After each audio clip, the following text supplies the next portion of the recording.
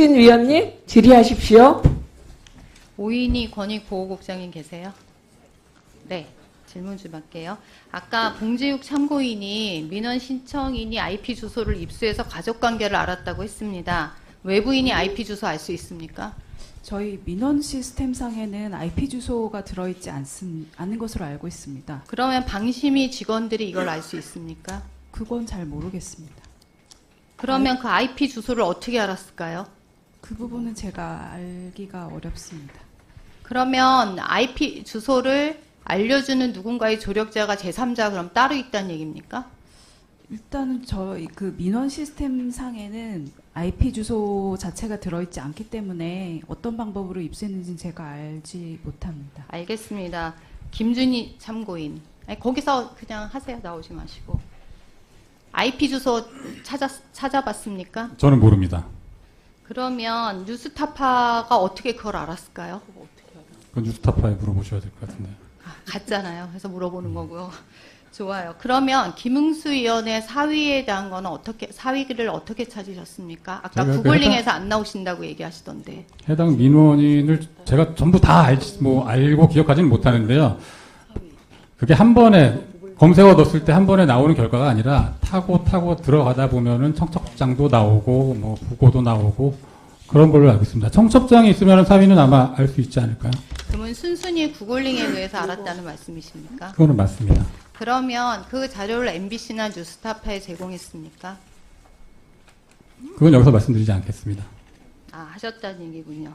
지금 현재 개인정보 불법 유출에 대해서 경찰 수사가 진행되고 있으니 아마도 IP 주소나 이 부분에 대해서 좀 명백히 해야 될 걸로 생각합니다. 네, 앉으시고요. 그 다음에 MBC에서 강명희 위원장 계십니까? MBC에서 지금 유일임 위원장 민원사주 보도가 나간 거에 대해서 알고 계십니까? 예, 알고 있습니다. 12월 23일 날 건의기 신고서를 보고했다고 보도를 했으나 22일 날 이미 취재를 했었고 그거에 대한 내용을 이미 준비하고 있었던 거로 보입니다. 이게 제보가 없이 가능합니까? 지금 그 이재욱 기자가 그 25일 날 뉴스데스크에 나간 다음 날 시선 집중에 나와서 그 자기가 이 얘기를 과방위 국회의원으로 들었고 자기가 사회팀의 사건 기자로 경찰 기자로 오기 전에 이제 그 일주일 전에 쭉 있었던 곳이 이제 과방이랑 그 방통이랑 방통심의위원회를 취재를 했었다. 그렇기 때문에 거기 있는 사람들을 많이 알고 있었고 과방위 국회의원으로부터 이 얘기를 듣고 깜짝 놀랐다 이렇게 얘기를 했거든요.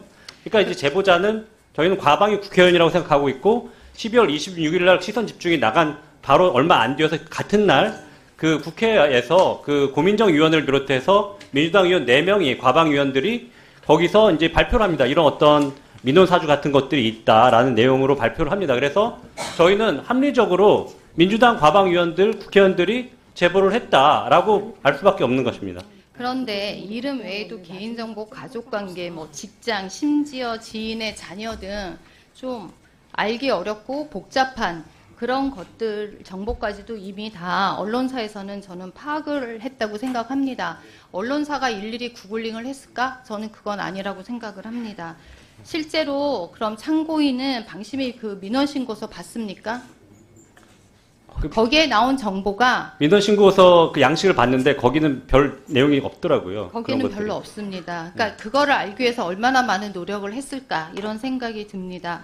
그리고 개인정보법 제59조에 따르면 업무상 알게 된 개인정보를 누설하거나 권한 없이 다른 사람이 이용하도록 제공하는 행위는 명백히 금지하고 있습니다. 네. 언론 취재하거나 할 때 언론정보법 같은 거 무시해도 됩니까? 안 됩니다. 저희가 이제 되게 의심을 하고 있는 게 이재욱 기자가 또 무슨 얘기를 하냐면 그 자기가 방심위 직원이 만드는 것으로 추정되는 문건을 받았다.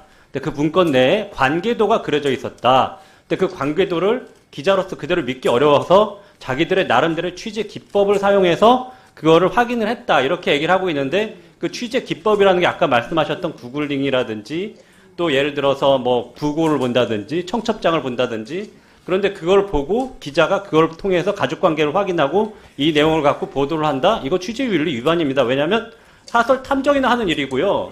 그런 걸 갖고 어떻게 권한 밖에 그런 어떤 선한 의도 밖에 용도로 개인정보를 이용한 거 아닙니까? 그건 명백한 불법입니다. 취재윤리 위반이고요. 그래서 절대 있을 수 없는 일이라고 생각합니다. 제가 마지막 질문 하나 드리겠습니다. 네. 이 PPT를 보면 지금 유 위원장이 심의위원 한 게 민원사주고 방통위 내부 직원이 뉴스타파 언론사들에 준 것도 민원사주라 봤을 때 이 두 가지가 하나는 이해충돌의 문제, 하나는 개인정보법에 의한 문제. 어느 거 취재하시겠습니까? 기자라. 저는 이렇게 생각합니다. 너무 오싹한 거예요. 왜냐하면은 내가 민원을 냈는데 이 공동체 커뮤니티 한 사람으로서 민원을 내고 내가 이 보도를 통해서 공동체 일원으로 참여를 하고 의견을 낼 자유가 있는데 지인이든 누구든 근데 그걸 갖고 그 내용을 갖고 방심위의 사람들이 다 150명이 다 돌려보고 그 중에는 예를 들어서 서버를 관리하는 전산진 직원도 있을 거고 그 중에는 뭐 예를 들어서 전혀 지상파 방송팀 아닌 사람들도 있을 거고 근데 내가 지상파 방송팀 뭐 차장이라는 사람이 이걸 보고 딴 사람한테 다 넘겨주고 보고 IP 주소까지 다 공유를 시켰다. 얼마나 오싹한 일입니까? 무얼 믿고 그렇게 합니까? 아, 됐습니다. 제가 말을 할 수 그 있는 권한이 있는 핵심은 거 아닙니까? 아니요. 권한 없습니다. 핵심은 다 말하신 거죠?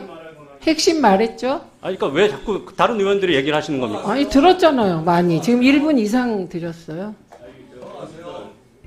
네. 됐죠? 자, 여러분. 제가 여러분의 이 의혹